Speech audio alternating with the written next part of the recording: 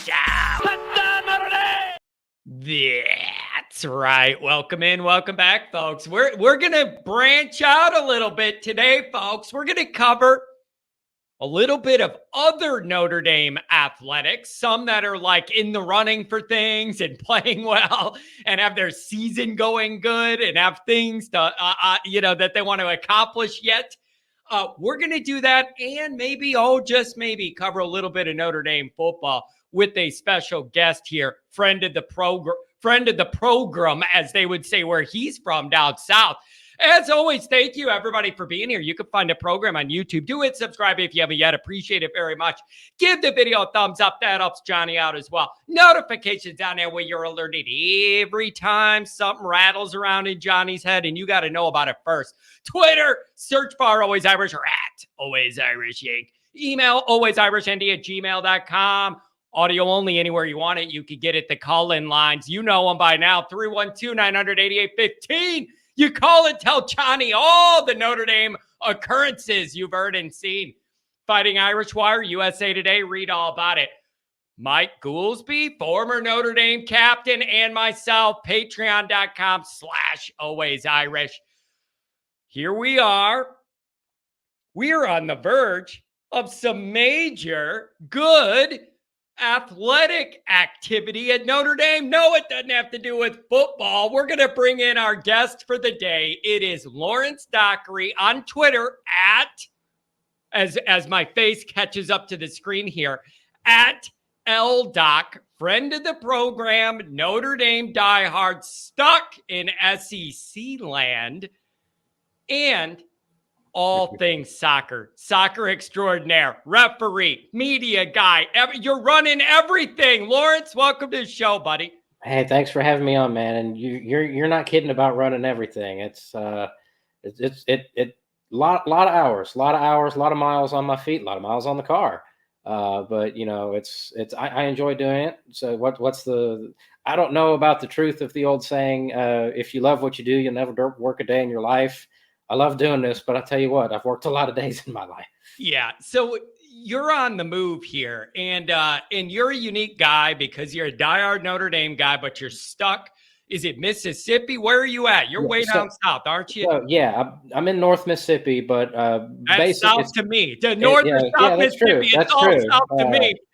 Essentially, it's Memphis, though. I'm essentially in Memphis. My house in South Haven is about 20-minute drive from downtown Memphis. So technically, my driver's license says Mississippi, but for cultural and for the ease of the audience to be able to locate where I am in their mind, it's just easier to say Memphis. Gotcha. So the way this has kind of come together is, Lawrence is a Notre Dame guy, but he's, down south a lot of the time. So you have the football background, but then you're a soccer guy, man. You are a referee. You do multiple different media outlets. I can't even keep track. World Soccer Talk, 901 Soccer Pod, Bluff City Media. You're all over the place here. Mm-hmm. And the way this all connects is Notre Dame women's soccer has a big match coming up here, and you're going to be covering it, I believe, and have some information for the people. What do we need to know? So real quick, you mentioned that I was a referee, and I've been doing that for 17 years now. And a fun little fact, I will always remember the day I took my referee entry-level class, because it was the day of the 2006 Notre Dame UCLA Brady Quinn to Jeff Samardzija, 3 plays, 85 yards in like 45 seconds. And I missed it. We had recorded the game on VHS. This is back when VHS was still a thing. And I think even in 2006, VHS might have been on the way out, but we were always a little bit behind the times. And I got back from the entry-level class, and right as Notre Dame's getting the ball back, they're down 4 with a minute left, and the tape ran out. And so I had to read about what happened in the paper the next day. So man, that's how old are you? You're not 50. You're living like you're 50 years old. Hey, my parents are both. I turned 30 this year. So that's a little bit of a shock. But my parents are both in their 60s, and they were both the youngest in their respective families. Yeah. So a little bit behind the times. But no, yeah. So Notre Dame football aside for the moment, yeah, there's the NCAA women's soccer tournament is going on, and as the not preeminent, but the soccer guy in Memphis and the Memphis media scene, one thing I've started doing this year is not just covering the pro team we have in the USL Championship, Memphis 901 FC, or the indoor team we have in this joke indoor league. That's a whole different story. But they're called the Memphis Americans, and the games are fun, but the leagues. But I've also branched out and started covering the University of Memphis men's and women's teams. And University of Memphis women's teams is probably, in any sport, the most successful team in the city. The University of Memphis loves to tout themselves as a basketball program, and yet has not been to the second round of the NCAA tournament since I was like a freshman in high school in 2009. And the Memphis women's team, just all they do is they go to the NCAA tournament every year. They are the most. They've been to 6 straight and 7 out of the last 8 NCAA tournaments. They went to the Sweet 16 last year and lost on penalty kicks to Arkansas in Fayetteville. And as fate would have it, that's where they play Notre Dame on Friday in the second round of the NCAA tournament in Fayetteville. The women's NCAA soccer tournament's just a little bit weird. The first round is all like at a home campus site. And then the second and third rounds, the second round is for most teams, a neutral site. So what it is, it's like the top 2 remaining teams in one quadrant of the bracket get to play host to like a second round game, and the second round game for the other team, and then the Sweet 16 game. You go look at I'm not doing a particularly good job of explaining it. Yeah. It's the NCAA. It doesn't make a lot of sense. But the way that Brooks Monaghan, the Memphis coach, tried to explain it was they try to do it kind of regionally, because the travel budget for women's soccer is obviously not going to be what it is for football or men's basketball at most of these schools. And part of the reason that Memphis this season went 18-1. That's 18 wins and 1 loss. The 1 loss was on the road by a single goal at Alabama, who was ranked and who went to the Women's College Cup semifinals last year. That's the Final Four. Okay. There's this much room for improvement. It couldn't get a whole lot better. Yeah. They're a 6th seed. How does that happen? Like, I don't understand the politics of soccer. How does that happen? Nobody had very good answers. They like the staff at Memphis thought they were probably going to be like a 3 seed. And I get that it's the American Athletic Conference, which, is, much maligned as it is in football, that does to an extent hold true for the other sports as well, obviously. Yeah. But, 18-1 division champs, conference regular season champs, 3rd straight conference tournament champs, 4 wins over Power 5 teams. They beat Ohio State, came down to Memphis in August, and Memphis beat them 6-1. Wow. And Ohio State just got put out of the tournament by Pitt. And that may end up being relevant to Notre Dame women's soccer. But so not only did Memphis get screwed in the seeding by being a 6th seed, but let's be real, Notre Dame got screwed by Memphis being a 6th seed, because Notre Dame had a really good year this year, and Notre Dame women's soccer is a very good, very consistent program. I actually, just in my research, found a fun fact that one of their assistant coaches is a guy named Martin Rennie, who used to manage an MLS. He used to manage the Vancouver Whitecaps, if I'm not mistaken, and he's an assistant at Notre Dame this year. But they had a very good year. They went 12-3-4, 12 wins, 3 losses, 4 draws. They finished 2nd in the ACC, which is in women's soccer the preeminent conference in women's college soccer. Especially with programs like North Carolina, who North Carolina's coach is a former U.S. women's national team coach. He won the very first Women's World Cup in 1991. Wow. So for Notre Dame to do what they do in women's college soccer in that conference is quite impressive. I mean, Notre Dame's a program, they've won 3 national championships, 95, 04, and most recently in 2010. So, they had a good year this year. They're a fairly consistent, stable program. Nate Norman's in his 6th season as the coach. They finished 2nd in the ACC behind Florida State, who's won 3 national titles in the last 9 years.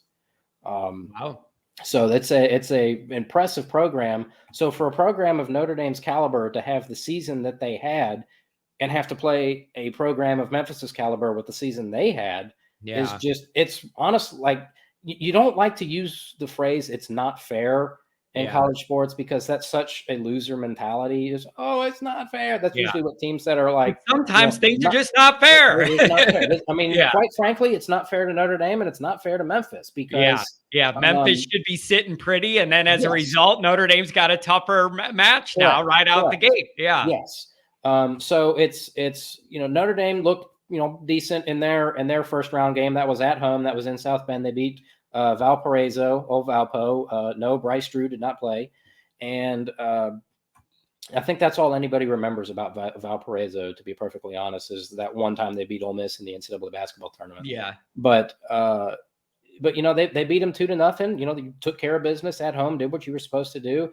And on paper, a 3-6 matchup you would think would favor the 3 seed, but this Memphis team they're really good. This is a team that last year went to the Sweet 16, and after one of their preseason games, I had a post-game interview with Coach Brooks Monaghan, and he was like, "This team's way more talented than last year's team," and that's saying something because they went to the Sweet 16 last year and went all the way to penalty kicks. They went regulation, overtime, penalty kicks with Arkansas in Fayetteville. And funnily enough, the winner of this Notre Dame-Memphis game plays the winner of Arkansas and Pitt.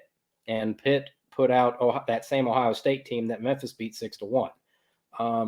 But then if you want to talk about both teams getting a little bit shafted, the number 1 overall seed in this particular side of the bracket is Florida State, who I just mentioned has 3 national titles in the last 9 years. How is this? This is not directly relevant to this particular game. What's the talent pool like for women's soccer? Like, I don't know enough about it. Do you have legacy programs, kind of how baseball and softball are in college, where they're just, if you're the best players, there's a funnel and you're going to go to like a few of them and just repeat, or what? There is, to an extent, yes. There's some of it that is, there are certain programs that where you get to a certain point, it just becomes a self-sustaining machine. Kind of like you see like Oklahoma softball, I think is one of those when you talked about other sports. UConn women's basketball for the longest time. Notre Dame women's basketball for the longest time, to be perfectly honest. And fun fact, Neil Ivey, the coach of the Memphis women's basketball team, used to be an assistant for the Memphis Grizzlies several years ago. So fun little connection there.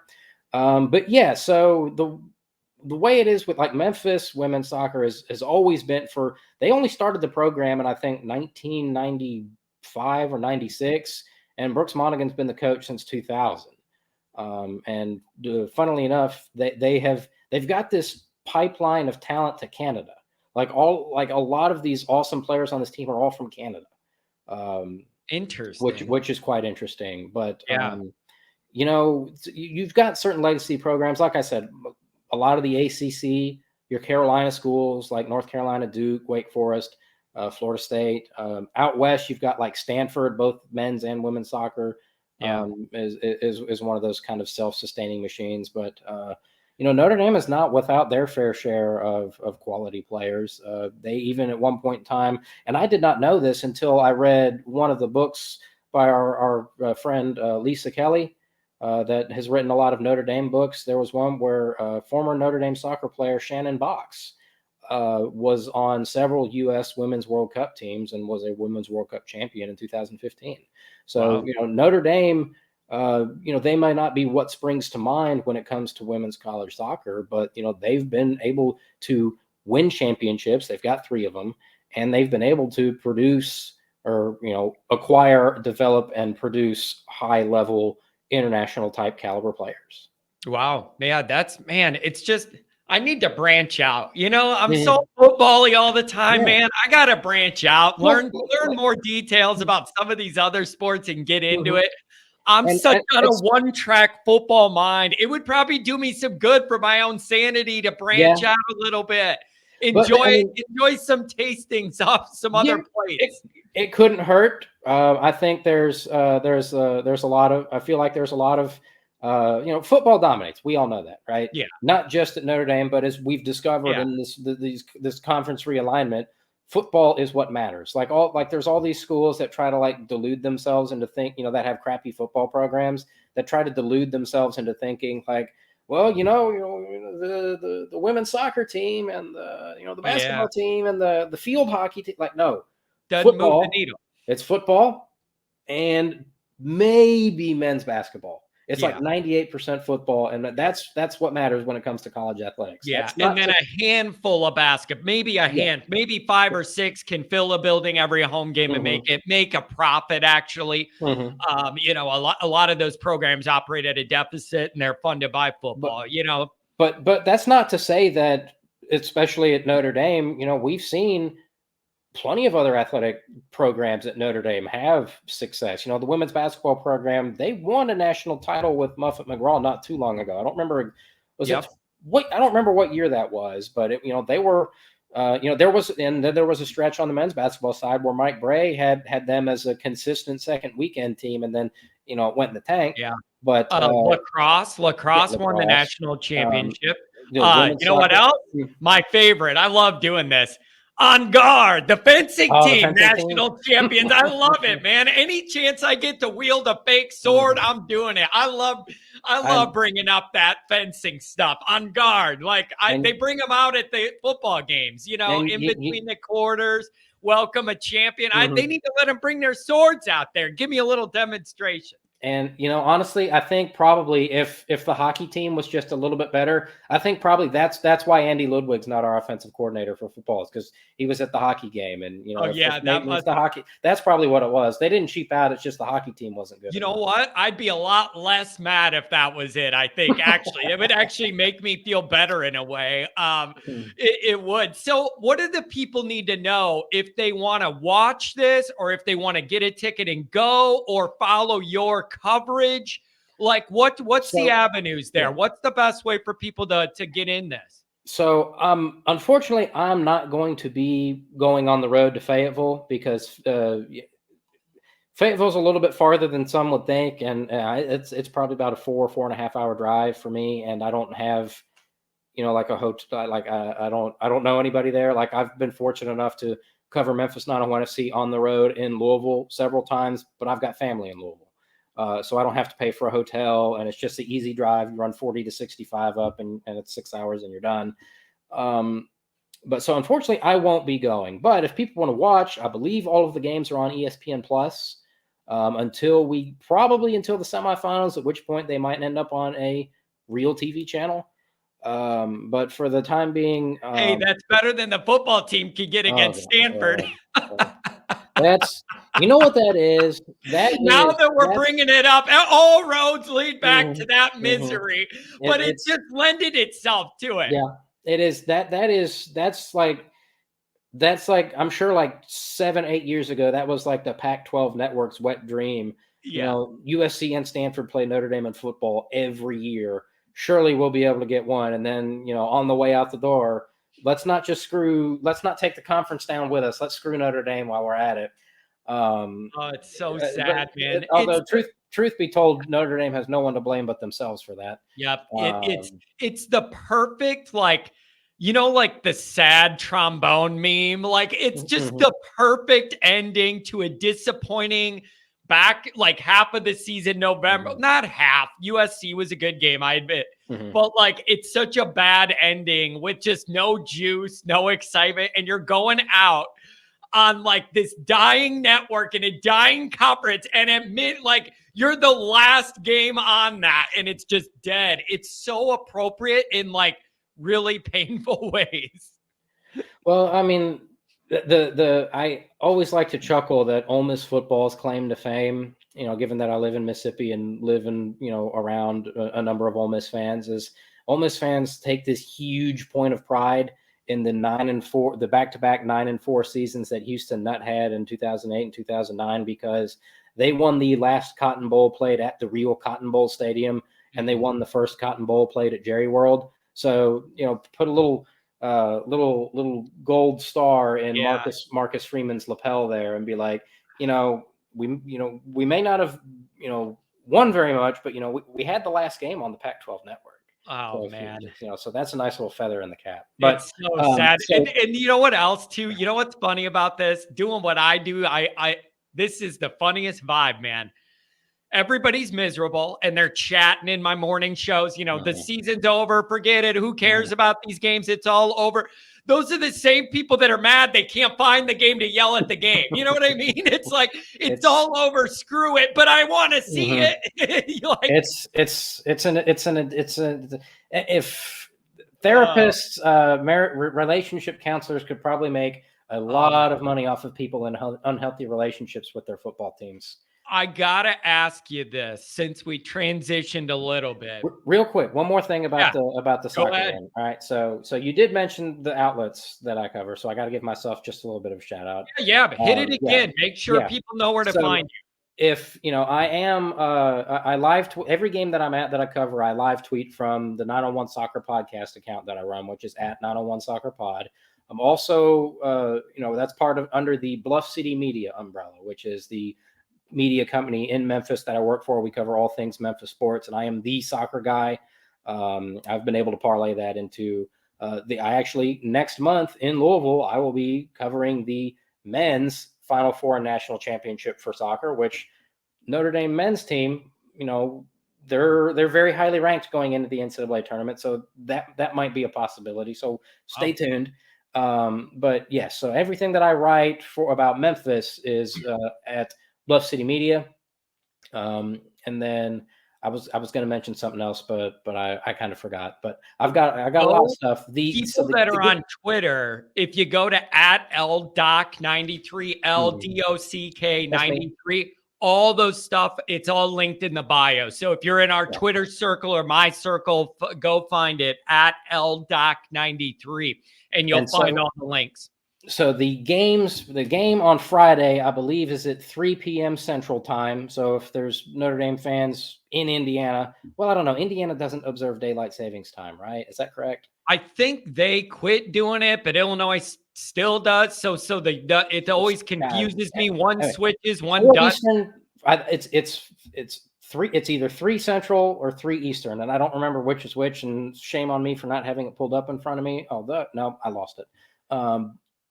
It's on Friday afternoon. Notre Dame and Memphis women's soccer, 3 seed versus 6 seed.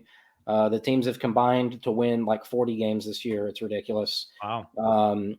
So that's going to be a clash of the Titans. I don't know who wins, but the winner plays more than likely Arkansas in a true road game on, I believe, Sunday. So it's kind of a weird where they played Friday, Saturday, Sunday, like one of those 3 days, and then you had a week off. And now the winner is going to end up playing 2 games in 3 days. So whether that's Notre Dame or whether that's Memphis, I don't know. I can't tell you. I feel like that's probably 2 very even matched teams. It's probably a coin flip game, and I would not be surprised if it went to overtime and maybe to penalties. Wow, man, that's you're building that up. It better deliver. I like this, like the sounds of that, man. That man, it is good though to see other Notre Dame. I need to get more involved with the other sports. I have to get my mind out of some of this football centric stuff. But it's hard for me. That's where my heart is, and it's the engine. So I hope everybody checks that out. And I hope the Irish emerge victorious and continue their march towards another championship. That's always good to see. I do not want to let you get out of here without broaching football a little bit. And the reason I like talking to you about it is you're down south a little bit. So you're in SEC land and all that. And so the perspectives you get about Notre Dame are going to be vastly different for you where you're at than me in the Chicago area, a couple hours from South Bend. It's Notre Dame. Okay.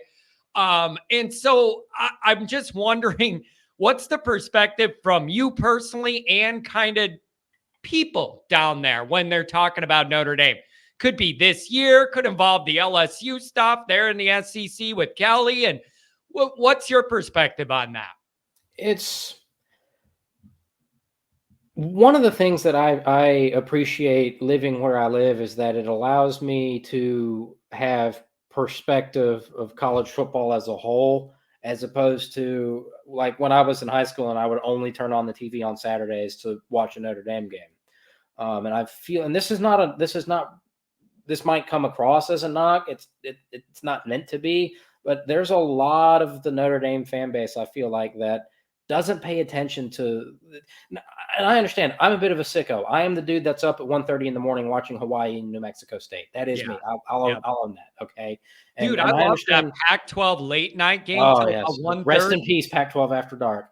But like it only could be after Notre Dame wins. I'm not in Yes. the No, mood no, after a loss. no. I'll have it on for You sure. know? I'll just be like, Yeah. like it could be the most, like I could watch US, like Caleb Williams turn the ball over 7 times. And I'm just like, Yeah. I mean, I'm Yeah. glad that he's turning it over 7 times, but I get no joy Yeah. from it. But so there's, like I said, there's a chunk of the Notre Dame fan base that doesn't venture beyond the Notre Dame bubble. Yeah. Unless it's like Michigan or Michigan State or like Yep. traditional rival, like disdain for the traditional rivals, right? Yeah, you're right. And so being down here has allowed me to gain a little bit of perspective. You can't escape it. I don't think you have a choice where you're. I mean, it's No, SEC football, baby. It's everywhere. And what I'll say is, I think the fact that it used to be for quite some time, the just the words Notre Dame just brought outright contempt from just anybody. Yeah. In this area. And then, we kind of danced on his grave when he was gone. And it's weird. I ended up kind of like the polar opposite. While he was the coach, I couldn't wait for him to be gone. Like 2016, even after the 2017 season, I was just like, Kelly's a bum. I want no part of this dude. And then, he went, 5 straight seasons with 10 plus wins, which in my lifetime as a Notre Dame fan, it's never been that good for that long. And now that he's gone, it hasn't been that good since. I think it will be, but at this present moment in time, it is not. But I say all of that to say that the last 6-7 years for Notre Dame have taken a lot of the venom and contempt out of the talk around Notre Dame in this part of the country. You still got your idiots. You've still got like South Carolina fans, or like Mississippi State fans or Tennessee fans. God, Tennessee. I cannot deal with Tennessee fans. They are the worst. I always like to bring up the fact that we beat Tennessee back-to-back years with Ty Willingham and Charlie Weiss as our coach. The last time we played Tennessee, so it's just. Honestly, I do kind of think the turning point for the respect, such as it is here in the South, that Notre Dame gets, started with that 2019 Georgia game, to be perfectly honest. Because that was one of those games that all the lead up to it was just like it was going to be a coronation for Georgia, and poor little old Notre Dame was going to get their heads taken off and go back to South Bend with their tails between their legs. Like that's what that was the talk. That's what was expected. And Notre Dame had a 10-7 halftime lead in that game. You go back and watch like the extended highlights of that game. If it's not too painful, go back and watch the extended highlights of that game and just watch the body language and the reaction of the Georgia players, the coaches, and the fans. Like they were in shock that Notre Dame was that fast and that physical.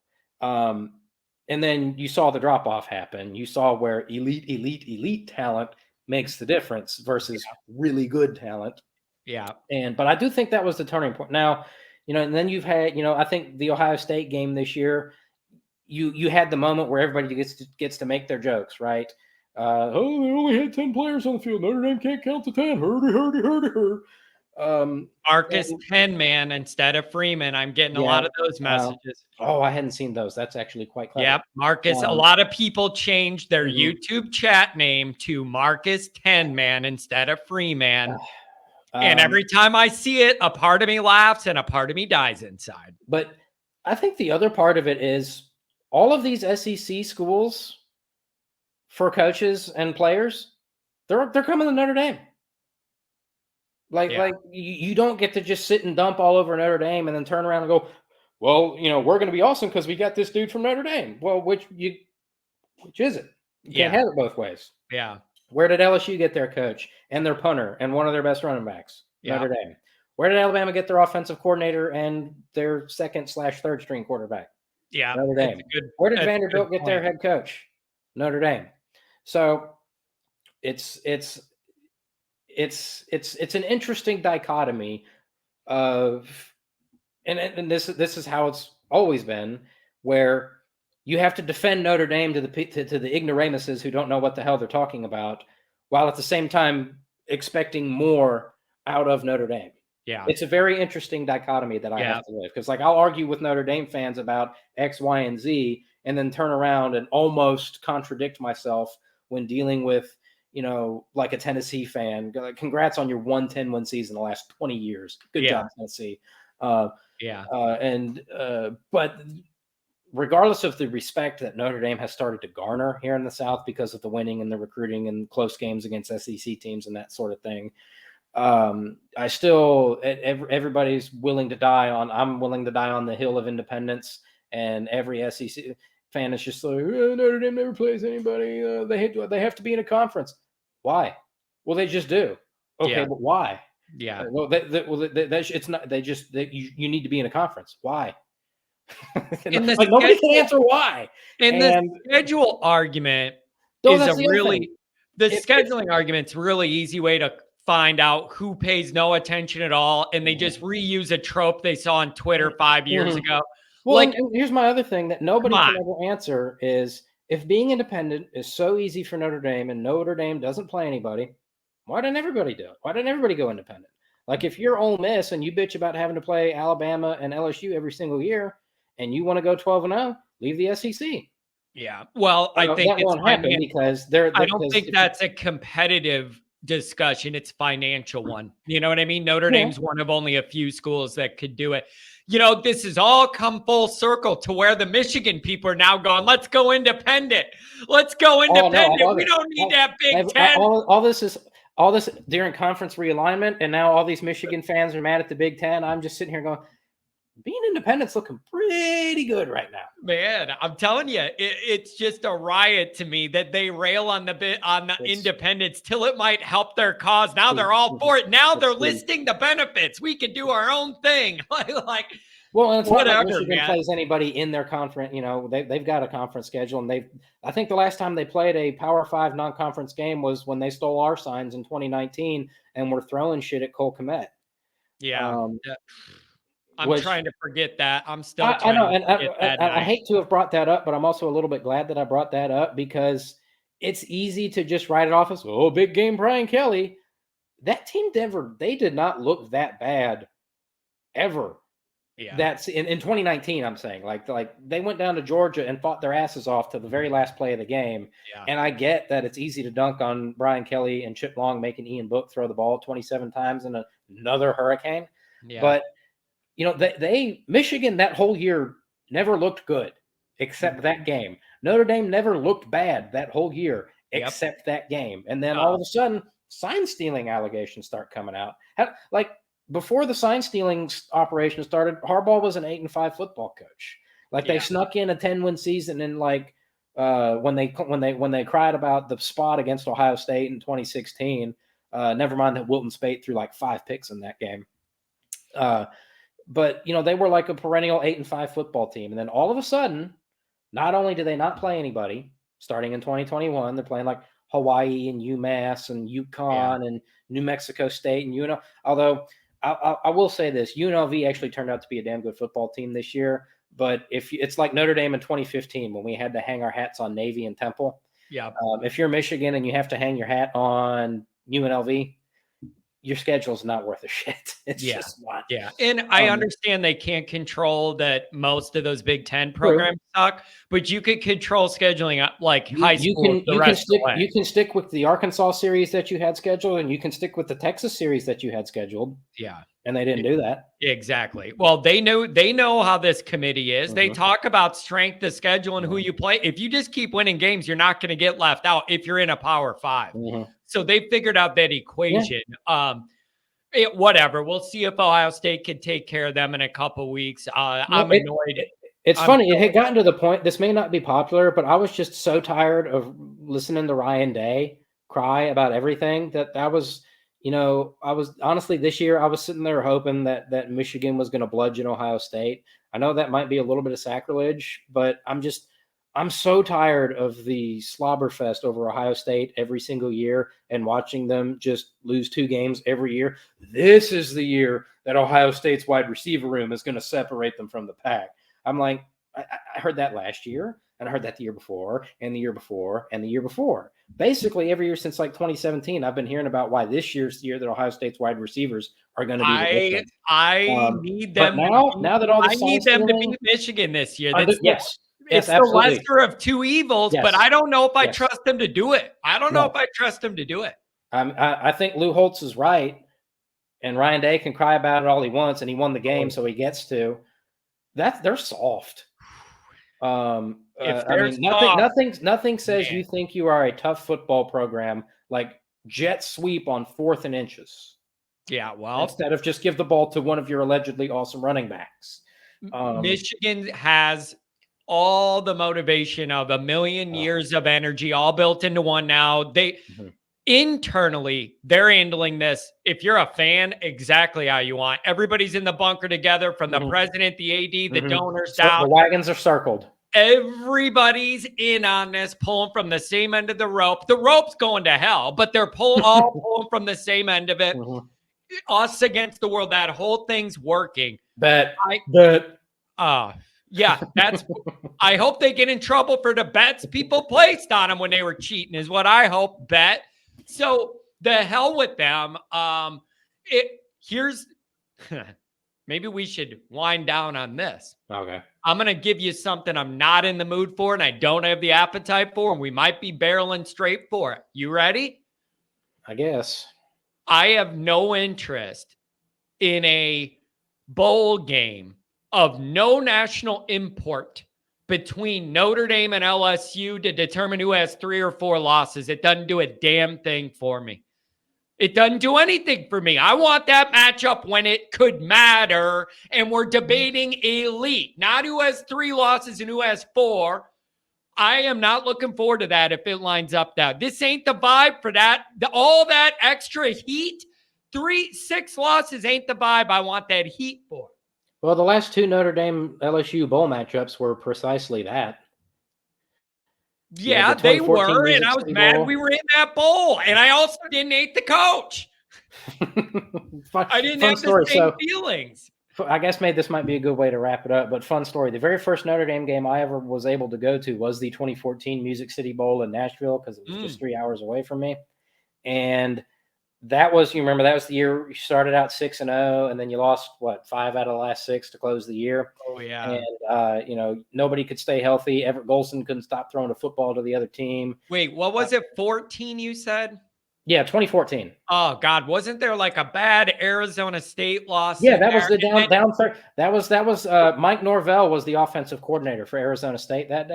That's also the year you fumbled the ball when running out the clock and lost against Northwestern. Yeah, I left that game. It was so cold. I left that game when we were kneeling it out. I get to the car, we lost. I'm going, what? I don't want to get into it. So all of that was, you remember the last thing we saw of Notre Dame before the Music City Bowl that year is they let Cody Kessler's rag arm throw 9 touchdown passes in the first half. It was like 49-0 at halftime against USC. And so I was so excited. It's my first Notre Dame game, but I was so mad that I'm like, we started out 6-0 and we're here at 7-5. What the hell? And the very first, don't forget. So Notre Dame wins the coin toss, says, give us the football. They run Malik Zaire out there, and they have to burn a timeout because they couldn't get a play called. I got so mad. I was so mad. That's spot on. I threw my hat. I was way up in the rafters of Nissan Stadium. I threw my hat down like 5 rows of people, and we hadn't even run a play, and I had already pissed off the entire section of Notre Dame fans because I was so mad. But the counterpoint is that was the first year of the playoff when the whole when the SEC chant got just grossly out of proportion, even more than it is now. So when Notre Dame, when Kyle Brinza hits the walk-off field goal as time expires, we sing the alma mater. I'm walking out of the stadium past a bunch of sad LSU fans, and I started an SEC chant with all the Notre Dame fans. That's good. It was awesome. I like that. And you know what else? If you're going to be in town for a game, Nashville is a fun town to at least be in. There's a lot to do and a lot to see, and a good little fun area downtown there. That's a good place to be. I've seen several college football games there, and I've covered many soccer games there. Yeah, that's a fun city, man. Almost getting too fun. Like there's a line there where it's Yeah. too corporate, like too bachelorette party-ish. Like, you know what I mean? We were there. My Kind of like girlfriend and I went Wrigleyville in to. that way. It's We like went to Wrigleyville. my girlfriend and I this in May went to the Billy Joel Stevie Nicks concert, which, by the way, I cannot believe there has not been at any point any discussion on this program of the Billy Joel at Notre Dame Stadium concert. That was my first experience at Notre Dame Stadium. I walked in. I was like Rudy's dad. I was like, this is the most beautiful sight these eyes have ever seen. You know what else is good about it? There was no way we were going to lose that game you were at either, because it was a concert. You knew you were going to have a good night. And so I got all the sightseeing stuff out of the way. Like I was like the priest at the beginning of Rudy. I was just like, they did me like they did Rudy. They wouldn't let me on the tour bus. Yeah. But like I got all the sightseeing stuff out of the way so that when I finally make it up for a football game, I'm in football mode and not touristy mode. Yeah, that's a good idea. To your point about Nashville, yes, it's radically different than it was even 10 years ago. Yeah. It's with like the corporate stuff going on Broadway now. I mean, still a fun town. I mean, it's only 3 hours. So if Notre Dame were to ever like play somebody in Nashville, you bet your ass that I'd be there. Oh yeah. That'd be fun. And you know what? That's an easy drive from people coming my way. You just get on one road and go south for 8 hours. You get on 57 and go south for 8 hours and you're there. Like, from here, it's 3 hours up I-40. It's 200 miles. Whoop, go. And so I don't know, man. I don't have the appetite to be going back and forth with the LSU fans for a month over who's going to have 4 or 3 losses. Like I envisioned it more. Kelly's got it cooking. Freeman's got it cooking. And we got ourselves a home playoff game against Kelly at Notre Dame or something. Like that's more where I'm interested. Even a New Year's 6 has some juice to it. So I don't know. But for now with Notre Dame football, just try and win the final 2 games. And then we'll see what we're dealing with and who's going to opt in and out. Whatever's going to happen is going to happen in the bowl. You got to find a way to just win these stupid games. At least get to 10 wins. You can say it's an improvement on last year, going from 9-4 to 10-3. And if you look at it, you know, you didn't lose stupid games like you did last year. I mean, if we're looking glass half full on the bright side, you know, last year you had obviously Marshall and Stanford. And truth be told, I want the Stanford game back last year more than the Marshall game, to be perfectly honest. Yeah. But this year, you know, your losses, Ohio State, like it sucks, but you can live with it, so to speak. Yeah. The Louisville game is a bad spot and turned out to be a damn good football team.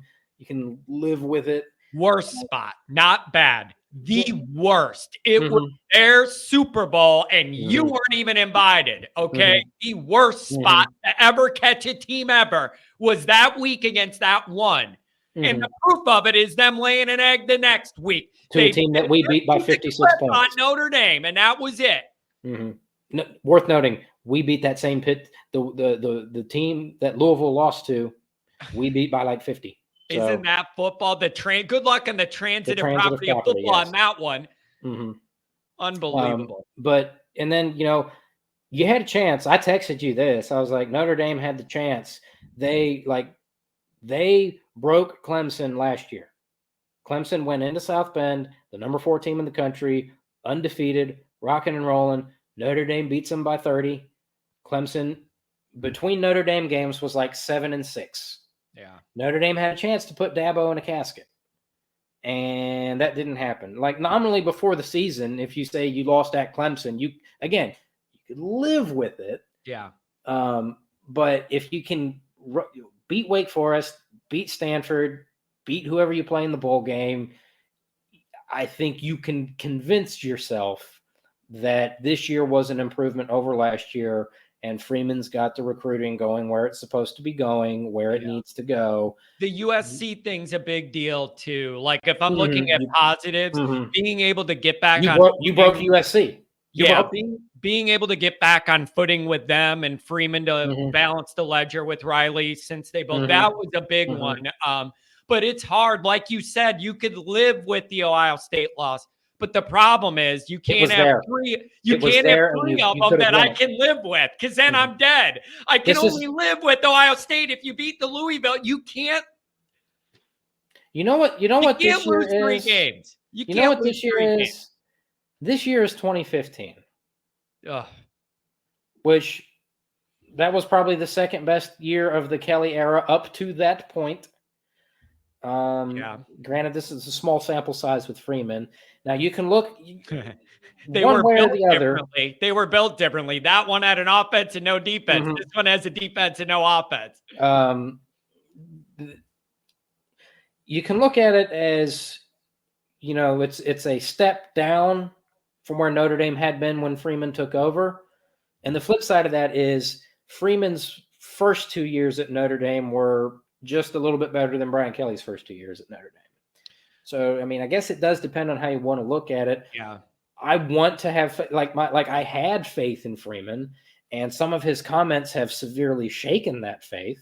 Yeah, there's a lot of that going on.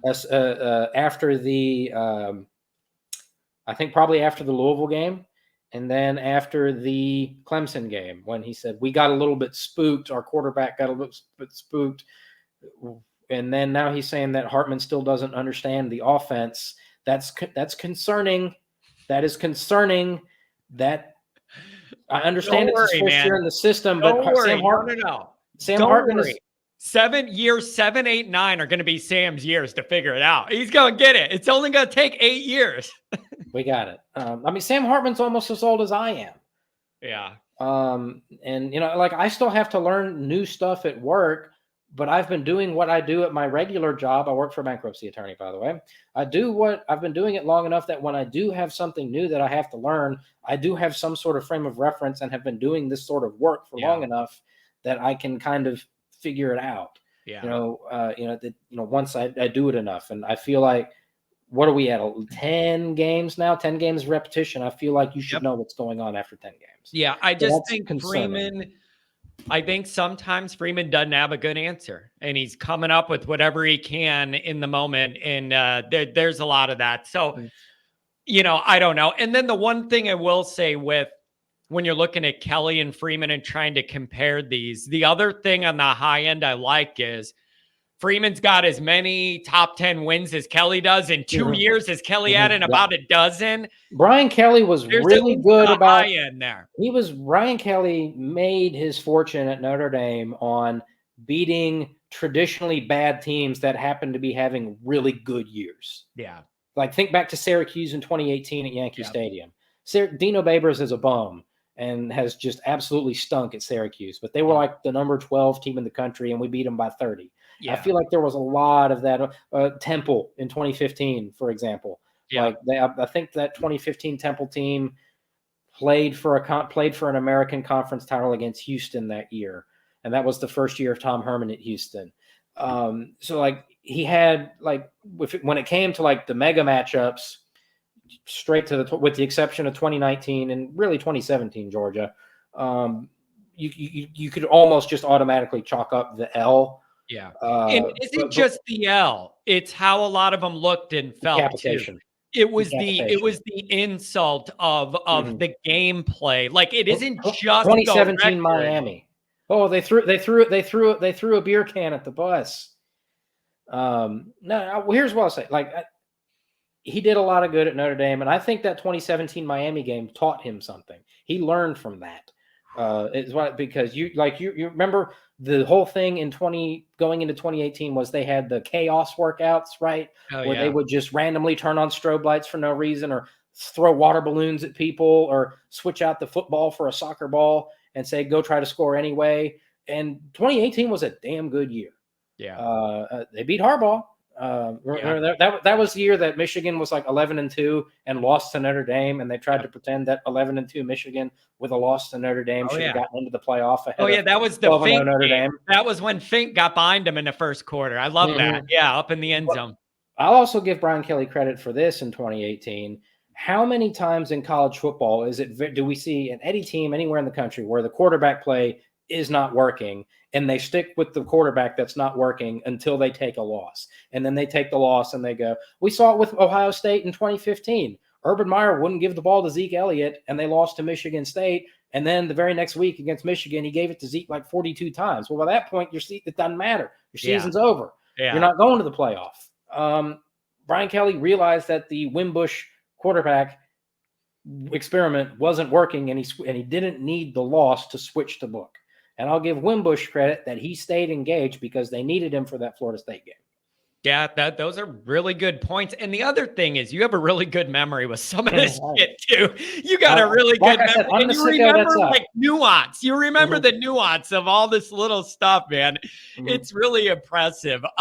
Hey, man, I enjoyed this. I need to branch out more. I need to get invested in some of these other sports. It's great to have somebody like you that has these through lines through the Notre Dame fandom and how it connects to all this other stuff. That's beautiful. Uniquely positioned. Yeah, you are definitely uniquely positioned. We just can never find your position because you're always going somewhere to do something. Remind people again, this may get cut up into football and to soccer. Remind them on this one too, the people where they can find you. Okay, so you can find me personally on Twitter at LDoc93.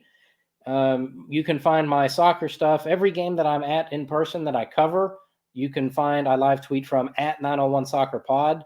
And that is part of the Bluff City Media umbrella, which is at Bluff City _media. We're a company in Memphis that covers all things Memphis sports, Grizzlies, Tiger football, Tiger basketball, all things soccer. That's me, and so on. I do a lot of writing for World Soccer Talk. I should have a preview for a USA preview dropping in the next day or two.